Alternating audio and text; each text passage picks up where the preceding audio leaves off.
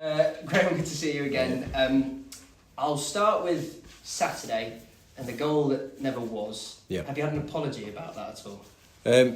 I think Ryan contacted Howard Webb, and from the pictures he said, "Yeah, look, I think we made a mistake there." But I didn't go searching for one. You know, I mean, it's one of those things. Didn't go into the restroom at the end.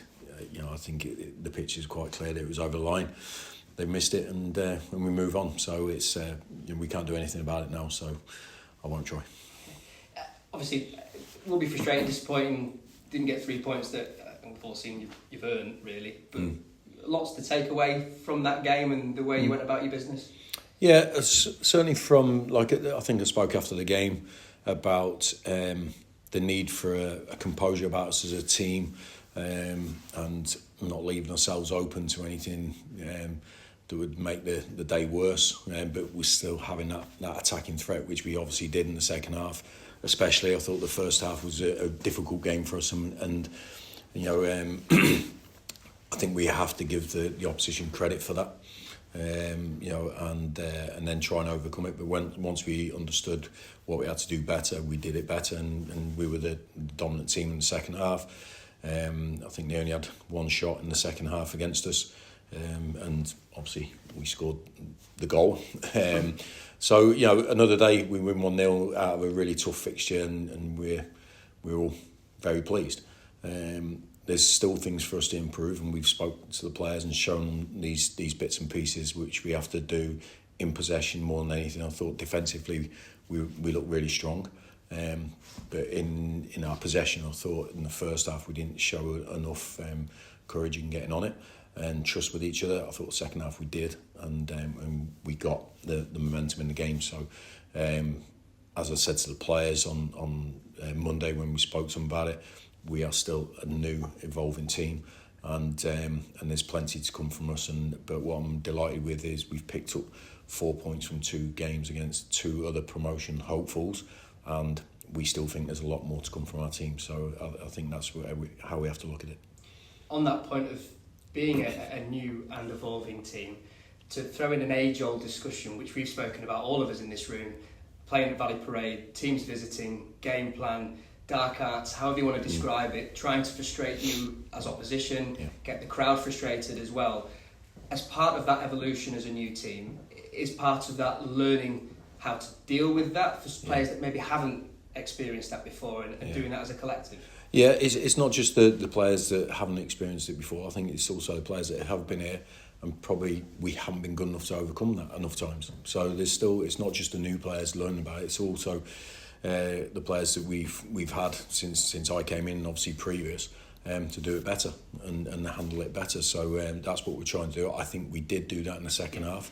I've spoke to a couple of senior players, and they felt that as well. They felt it was potentially a game in the past we might have lost 1-0 by getting frustrated in our own heads with what was going on. We can't control that. We have to trust the officials to control those things that we can't, and keep our minds focused on what we have to do in and out of possession. I thought the players did that. That's what pleased me in that, because it was frustrating. I was frustrated, the supporters were frustrated at what we could see, but we do have to trust the officials to be able to have to manage that, because we can't. So we really need to make sure we understand what we can control and focus all our efforts on that, and then trust that everything else will fall into place. But that's the only way we can act, really. And I thought we saw signs of that from the team. So we need to continue to do that.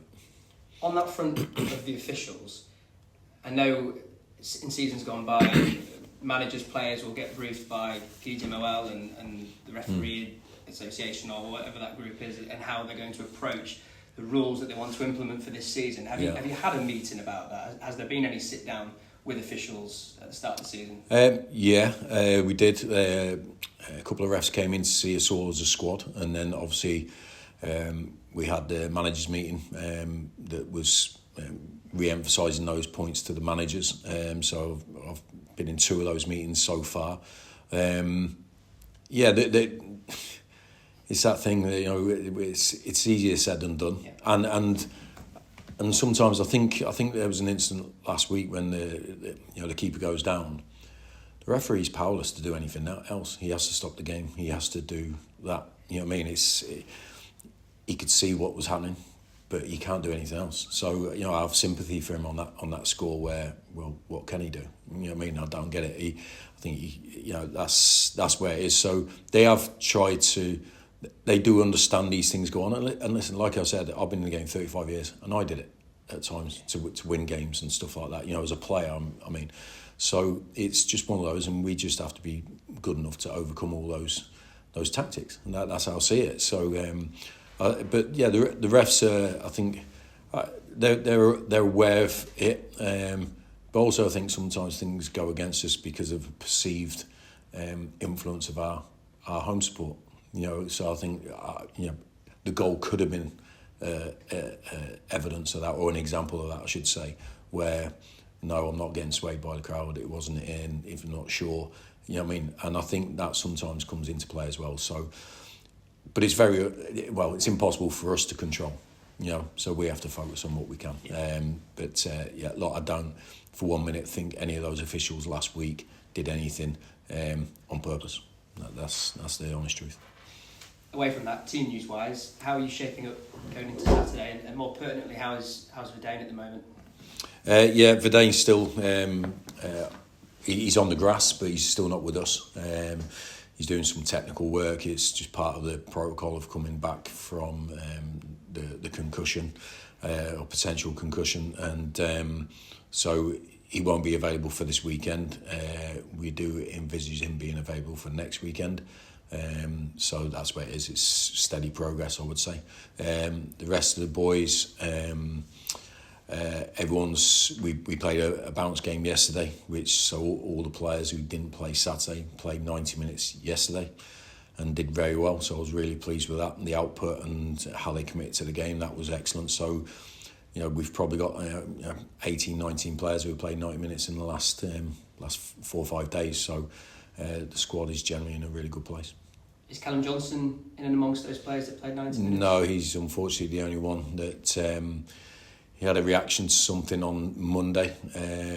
So as a precaution, we kept him out of the game because we don't want any major setbacks with him. And we're just seeing how that settles down over the next couple of days before sort of judging where it is. But that was the only frustration that we've felt this week, because you know, we had a game, a good opponent, and it was a really, you know, high tempo game, and unfortunately Callum missed that one as well. So fingers crossed it's not too severe, but we have to wait and see. Jake Young, again asking you about Jake Young, with 10 days of the transfer window remaining. First question on it, Graham, has there been any developments in terms of the interest that we've all spoken about in terms of where he might be? No, there hasn't been any. We're being briefed that there's potential calls happening, which didn't come through. So it's as it was. So he's missed the last couple of days training with an injury. But we've had no bids, no calls to us as a club. Just agent talk at the moment. So that's where it is. I know you've been very clear from the outset that his admission on Saturday was down to how you judge things on training, and that's how you've always spoken about players and their selection. I just wonder, with all the kind of talk and chatter around his future, if that's affecting him as a player, the I suppose focus on a player from us, from fans, from everything around. Yeah, it's a valid thought. I think potentially it has. If I'm looking at it from my experience of football, I think it's difficult for players to handle these scenarios, handle this situation. I think, but he has experience of it, because obviously it was the case in January for virtually the whole month until we got him on the pitch, and it's a similar scenario now. So he will have better experience to manage this situation, but. From what I see and feel, and I do get a feel for this because I spend a lot of time around the players and with the players, I feel there's a distraction with Jake at the moment. So, so we'll just see what the next 10 days bring. honestly, if I had a pound, I wouldn't know which side, to put it on, which side of the bet I'd put it on. So I won't. I'll keep my pound in my pocket. You want him to stay? Yeah. Yeah. Yeah. That's clear. Well, I've been pretty clear from before I'd even seen him. To be fair, so I'd spoke to him numerous times on the phone when he was at Swindon. Brought him back, told him clearly what I wanted from him.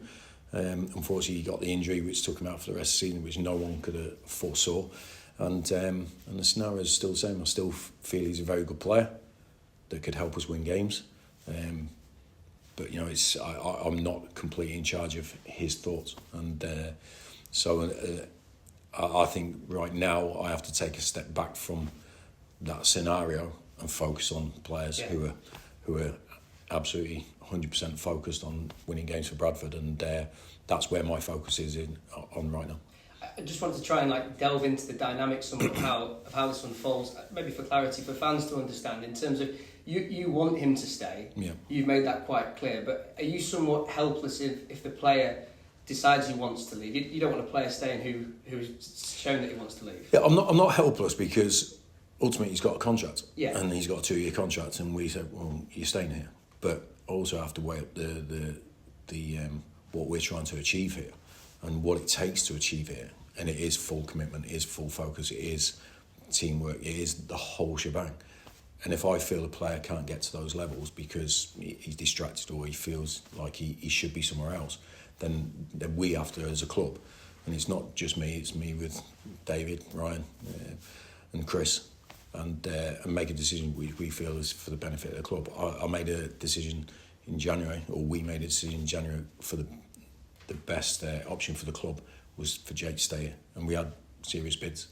And now, we will have to make the same decision if we have any bids. But at this moment in time, there's nothing there on the table for us to decide. So, that's how I see it really. It's difficult, and every scenario is different because it's different people. Yeah. It's transfer talk, but it's a different person with different history, with different outlook, and you have to take each case in its on its own really. Yeah. Similarly, different players in terms of, I know we spoke about Alex Gilliard last week, we spoke about Kevin McDonald last week. Have there been any developments in terms of their own respective situations? No, there hasn't. That's I haven't had any further conversations with any individuals that we spoke about previously, and I think it's because there's nothing that's changed in this scenario really. They're still training. There's nothing concrete there for anyone to act upon. So unless there is, I don't see the need for any further conversations, because we'd just be repeating what we said maybe a week ago or 10 days ago or whatever it is. So it's I know it's boring for you guys, but it's I know what it is. It's like the lull before the storm, maybe. You know what I mean? I know 48 hours before the window shuts and everything just kicks off and goes mental. But at the moment, it's really calm waters, to be honest. In terms of players coming in, are there any developments on that front? Are you actively looking still, and are you close? If so? Yeah, we have a player hopefully joining us on Friday, coming across tomorrow for his medical, and then joining us on loan. A player that I mentioned in the summer that we were waiting for. So that looks like it's going ahead. So he'll be across tomorrow. I don't want to tempt fate, obviously, but hopefully he'll be ready to train with us on Friday and be part of the squad. So we're looking forward to working with him, because it's been a bit of a wait. We've both had to be patient. I think there was patience from us at the start, and there was patience from him. But both clubs are aligned. It's all been agreed verbally. The paperwork's there to be done. We just have to go through the formalities of his medical and then include him in the squad for training on Friday. And then looking ahead to Saturday's game, we've just been speaking to Kieran Kelly about the prospect of facing a team that has just come up in the form of Bromley. And we often see it from the National League into League Two, certainly in years gone by recently, that they come up with that momentum, they've come up with that belief. And how mindful, I know you've always been very clear about, look, it's about what you can do first and foremost and focusing on yourself as a team, but How mindful do you have to be of that? A team that's been well drilled and have come up with that momentum. Yeah, it's a tough game in a different way. I think but they're still a good team. I've watched them yesterday and today, and they're a good team. That's you don't win a lot of games in succession and win promotion if you're not decent. And they have got momentum, but I believe we have momentum. Over the last 10 or so, 9 or 10 league games. I know it goes into last season, but if we're talking about momentum from them, it's from last season. So I think I think both teams will have ambitions to win the game. I don't think they'll come in, inhibited or frightened. I think they'll be confident in their own game because of what they've done. The evidence is there. But I believe we feel like that as well. So we always take into account what they're going to do tactically and stuff like that. But I think every team that comes here is going to be motivated. That's a reality. So I would like us not to be surprised by anything that we face this season. I think we're well aware of the challenge of competing at this level and against teams certainly that come to Valley Parade. But they deserve respect because they've won a lot of games. Thank you, Graham. Appreciate it. Okay. So Graham, obviously on that front, when you brought Salford up, when in that dressing room in the first sort of few weeks, did you sort of feel was there a sort of a different buzz because for some of those players it was the first time they played league football? It was, yeah, and it was something that we used as motivation the season before. That we obviously recruited ex-league players at the time as well, but there was a lot of players when we went into the playoff final that had been in the Conference North a season before, and hadn't played in the league, and we were constantly dangling that carrot, in front of them. This is where that you will get your opportunities, and I wanted to be true to my word to my players, so there wasn't a massive turnaround of the squad over that summer. I felt they deserved their opportunity in the league. They'd earned it, and they certainly took that into the start of the season. You could sense the whole excitement around the club, the individuals, the players, and how they were ready for the challenge. And obviously we'd won a lot of games that season to get promoted. So yeah, I can understand from their perspective as well. I've been in their shoes, so and I've been around players in their shoes. So we're well aware of the challenge that's coming on Saturday. You're playing them very early. Is that a good thing, or would you rather perhaps a bit further down the track? Because obviously they've started started like a train by their standards. They'll be delighted with the way they've started. Yeah, fair play to them. No, it's not that. I think we had that on the first weekend of the season when people MK Dons away. That's a tough one to start with. Like a so-called easier one to start with. It's not in our makeup to think like that. So.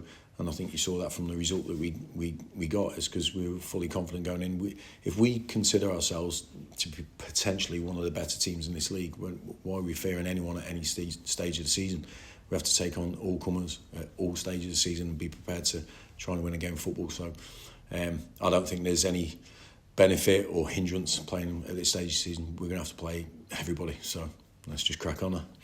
Obviously, you talk about the play you're hoping to bring in on Friday, the one you've been to the waiting for quite a while. It's probably difficult to be definitive, bearing in mind there's another week of the window left, but at this point, would you sort of envisage that as being your business done in terms of incomings? No, I think we need one more player. So we'll bring this lad in on Friday, and I still think we need one more player to go. We've got what I feel we need for at least the next 4 or 5 months until the next window. Ultimately we want to create a squad that can take us through 10 months, but we know we have an opportunity in January to refresh that squad, strengthen it, whatever it takes. So that's what we're looking at, and we envisage, or we're going to try to bring in one more player in a certain position that we feel we're a little bit light in, and we need strong competition. I think the game that we had yesterday behind closed doors showed me that I feel we have real strong competition all over the team, apart from maybe one spot. So that's what we're going to try and do in the next week or so, and fingers crossed.